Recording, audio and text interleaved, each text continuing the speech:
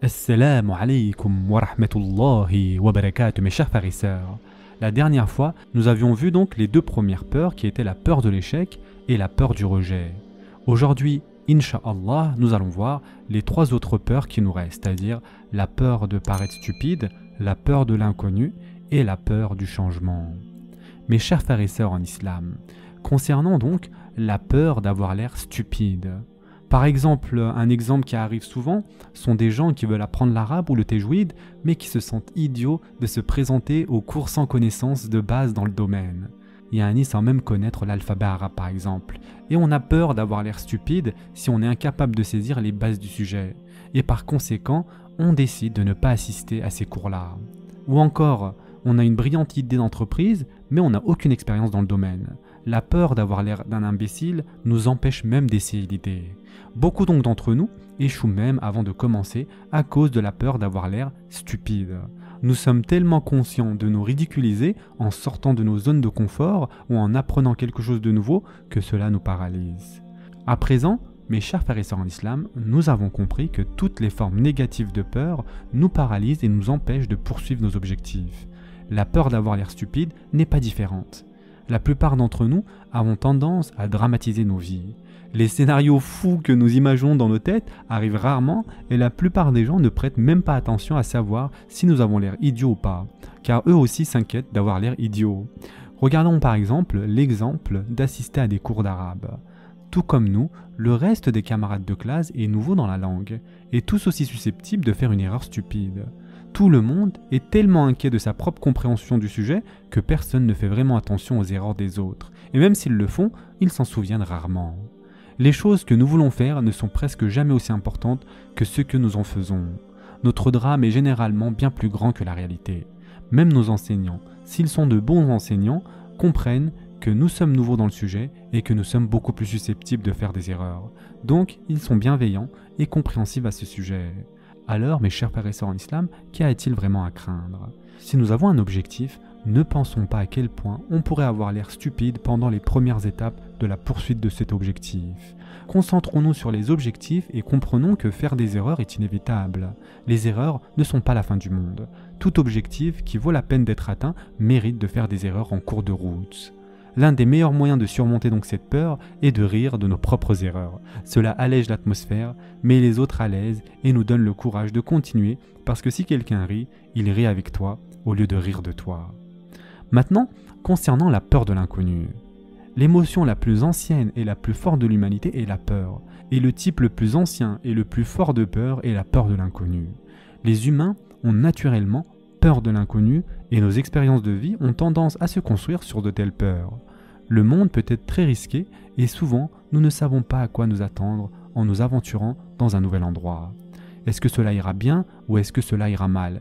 Que ferais-je si quelque chose arrive que je n'ai pas imaginé ou pour lequel je ne me suis pas préparé?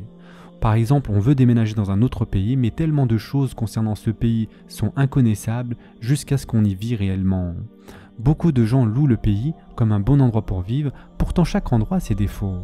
On a peur de déménager et peur de tous les nouveaux défis que nous pourrons rencontrer dans le nouvel environnement. Ou encore, on n'aime pas notre travail et on connaît beaucoup de meilleures opportunités qui existent. Cependant, comme on connaît notre travail et qu'on le fait depuis un certain temps maintenant, commencer un nouveau travail signifierait être dans un nouveau environnement inconnu, rencontrer de nouvelles personnes et faire de nouvelles choses. La peur de l'inconnu nous maintient enfermés dans un travail que nous n'aimons pas parce qu'on le connaît bien. Il existe donc plusieurs façons de surmonter notre peur de l'inconnu. Un peu de recherche peut aider à calmer la peur et à la remplacer par de l'excitation et de l'anticipation. Si on entre dans un nouveau domaine, recherchez les avantages, les inconvénients, les bénéfices et les défis d'entrer dans ce domaine afin qu'il y ait moins de variables inconnues. De même, si on déménage dans un nouveau pays, recherchez les avantages, les inconvénients, les bénéfices et les défis de vivre dans ce pays en question. Faire nos recherches réduit la peur car il y a moins de facteurs inconnus et plus de facteurs pour lesquels nous pouvons nous préparer. Une autre étape importante, mes chers frères et sœurs en islam, est de faire des du'as et spécifiquement faire la prière d'istikhara chaque fois que nous avons besoin de prendre une décision importante. Certaines personnes pensent que l'istikhara est seulement lié aux décisions matrimoniales. Non, l'istikhara est en réalité une dua que nous sommes censés faire chaque fois que nous avons une décision importante à prendre dans notre vie. ce qui inclut commencer une nouvelle carrière ou déménager dans une nouvelle région. Une fois que nous avons fait nos recherches, faisons des du'as et prions l'istikhara. On peut maintenant nous détendre et placer notre confiance en Allah Azza wa Jal. Il ne permettra pas que quelque chose nous arrive sauf ce qui est bon pour nous. Ne nous inquiétons pas et sortons affronter nos peurs avec Allah Azza wa Jal à nos côtés. Si on fait cela, on verra que nos peurs étaient inutiles. Très souvent, l'inconnu est beau, excitant, changeant la vie et bénéfique. On se demande de quoi nous avions peur et on est reconnaissant envers Allah Azza wa Jal de nous avoir donné le courage d'affronter nos peurs et d'avancer malgré ces peurs. Si on est retenu de toute décision importante à cause de la peur, il est temps de la laisser tomber. Faisons confiance à Allah Azza wa Jal et avançons et expérimentons une belle aventure qui nous aidera à croître vers notre plein potentiel. Et en effet, Allah Azza wa Jal dit dans le Coran « Et quiconque craint Allah, il lui donnera une issue favorable et lui accordera ses dons par des moyens sur lesquels il ne comptait pas. Et quiconque place sa confiance en Allah, c'est-à-dire Allah, lui suffit. Allah atteint ce qu'il se propose et Allah a assigné une mesure à chaque chose. » Surat At-Talaq, versets 2 et 3. Et enfin, mes chers frères et sœurs en islam, il y a la peur du changement. Par exemple, un nouvel emploi, une nouvelle maison, un nouveau pays, une nouvelle carrière, un nouveau conjoint, un nouvel enfant, encore un changement avec de nouveaux défis. Et beaucoup de personnes ont peur du changement. Elles veulent que les choses restent les mêmes et ont peur de tout ce qui pourra bouleverser donc leur vie. Cette peur est irrationnelle, car le changement est la seule constante dans cette vie-là. Tout change tout le temps, et notre peur du changement n'arrêtera pas les changements de se produire. Regardons autour de nous et voyons combien de choses ont changé au fil des années. Des gens sont décédés et d'autres sont nés. Des pays se sont élevés au pouvoir ou sont tombés du pouvoir. La technologie a traversé des évolutions et des révolutions. Le changement est constant tout autour de nous, il suffit simplement d'ouvrir les yeux. De plus, en craignant le changement, nous ne l'empêchons pas d'arriver. Nous faisons de nous-mêmes, au contraire, les victimes du changement. Nous blâmons les changements autour de nous pour les problèmes de nos vies, au lieu de réaliser que nous sommes à blâmer et que les changements sont juste une partie de la vie. Adopter donc le changement nous rend proactifs. Cela nous aide justement à contrôler ces changements de la vie. Certaines choses arrivent dans nos vies que nous ne voulons pas contrôler et elles changent nos vies de manière majeure. La peur et le blâme ne nous aideront pas dans de telles situations. Nous devrions aborder de telles situations en comprenant que tout ce qu'Allah Azza wa Jal permet d'arriver à nous est le meilleur pour nous. Par conséquent, ce changement doit être bon pour nous d'une certaine manière. Peut-être que nous avons été forcés d'obtenir un nouvel emploi ou de déménager dans une nouvelle région et cela signifiait beaucoup de changements dans notre vie. Il y a deux façons dont nous pouvons aborder ce changement.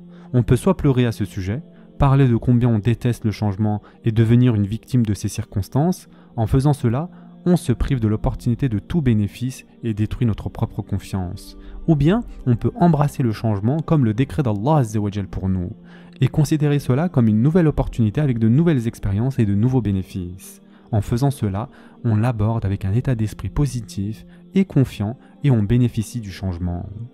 Que nous craignons, mes chers frères et sœurs en islam, le changement ou non, il se produira inévitablement. Nous devons apprendre à l'accepter comme une partie de la vie, à en profiter et à en tirer des leçons. En faisant cela, nous perdrons notre peur, construisons notre confiance et bénéficierons de l'expérience. Et enfin, pour terminer, mes chers frères et sœurs en islam, nous allons parler de la crainte d'Allah Azza wa Jal. Car Allah subhanahu wa ta'ala a dit dans le Coran « Ô les croyants, craignez Allah comme il doit être craint et ne mourrez qu'en pleine soumission. » Surat Al-Ma'ida, verset 102.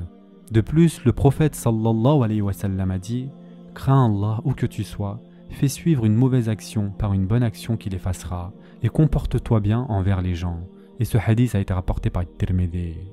Dans une juste mesure, la crainte d'Allah Azza wa Jal est une qualité positive et nécessaire pour résister aux tentations de ce bas monde. Plus on progresse dans la réussite matérielle, plus de nouvelles tentations s'ouvrent à nous et risquent de nous détourner du succès dans l'au-delà. Dans ces situations, c'est la crainte d'Allah Azza wa Jal qui nous aide à nous retenir, à ne pas céder. Imaginons quelqu'un qui surmonte toutes ses peurs et devient riche, puissant et influent. Les trésors de ce monde sont devant lui et entre lui et l'abus de ses biens, il n'y a plus que sa relation avec Allah Azza wa Jal. Cette relation est la plus importante et essentielle pour rester sur la bonne voie face aux tentations. Dans la sourate Al-Kahf, Allah Azza wa Jal nous donne l'exemple d'un homme qui a connu un tel succès. C'était un agriculteur comblé. Il avait des champs cultivés, des vignes, des palmiers dattiers, un fleuve traversant ses terres, et chaque année ses récoltes lui rapportaient des profits. Mais il échoua à l'épreuve du succès. Son arrogance le gagna, il se mit à se vanter de sa richesse et oublia de remercier Allah Azza wa Jal pour ses bienfaits. Son voisin l'avertit, « Remercie Allah avant que tes biens ne te soient retirés », mais il ignora l'avertissement. Finalement, il perdit toute sa fortune et le regretta amèrement. Voilà ce qui arrive à celui qui réussit matériellement sans craindre Allah subhanahu wa ta'ala. Et en effet, Allah Azza wa Jal dit « Les deux jardins produisaient leurs récoltes sans jamais manquer, et nous avons fait jaillir entre eux un ruisseau. Et il avait des fruits, et dit alors à son compagnon avec qui il conversait « Je possède plus de biens que toi, et je suis plus puissant que toi grâce à mon clan. » Il entra dans son jardin coupable envers lui-même par sa mécréance. Il dit « Je ne pense pas que ceci puisse jamais périr, et je ne pense pas que l'heure viendra. Et si on me ramène vers mon Seigneur, je trouverai certes meilleur lieu de retour que ce jardin. » Son compagnon lui dit, tout en conversant avec lui, « Serais-tu mécréant envers celui qui t'a créé de terre, puis de sperme, et enfin t'a façonné en homme? Quant à moi, c'est Allah qui est mon Seigneur, et je n'associe personne à mon Seigneur. En entrant dans ton jardin, que ne dis-tu? Telle est la volonté et la grâce d'Allah, il n'y a de puissance que par Allah. Si tu me vois moins pourvu que toi en biens et en enfants, il se peut que mon Seigneur bientôt me donne quelque chose de meilleur que ton jardin, qu'il envoie sur ce dernier du ciel quelques calamités et que son sol devienne glissant ou que son eau tarisse de sorte que tu ne puisses plus la retrouver. » Et sa récolte fut détruite et il se mit alors à se tordre les deux mains à cause de ce qu'il y avait dépensé, cependant que ses treilles étaient complètement ravagées. Et il disait « Que je souhaite n'avoir associé personne à mon Seigneur. » Il n'eut aucun groupe de gens pour le secourir contre la punition d'Allah et il ne put se secourir lui-même. En l'occurrence, la souveraine protection appartient à Allah le vrai, il accorde la meilleure récompense et le meilleur résultat. Surat al-Kahf. Mes chers frères et sœurs en islam, comme nous l'avons vu, la crainte d'Allah Azza wa Jal doit découler de l'amour d'Allah Azza wa Jal. Nous l'aimons tant que nous craignons de le déplaire, mais elle doit être équilibrée par l'espérance en sa miséricorde afin de ne pas devenir une peur excessive qui mène au désespoir. Lorsque nous sommes tentés, nous nous rappelons d'Allah Azza wa Jal et nous évitons de céder à la tentation. Mais si nous tombons dans la tentation par faiblesse, alors nous nous tournons vers sa miséricorde, nous nous repentons et nous essayons à nouveau. Ce double équilibre est indispensable.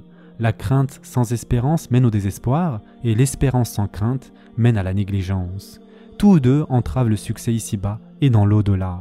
Le croyant doit donc entretenir sa relation avec Allah Azza wa Jal en tout temps, dans les moments faciles comme dans les moments difficiles, et maintenir ce lien vivant. Ce sera tout pour aujourd'hui. En attendant, prenez soin de vous mes chers frères et sœurs, et à très prochainement, Inch'Allah.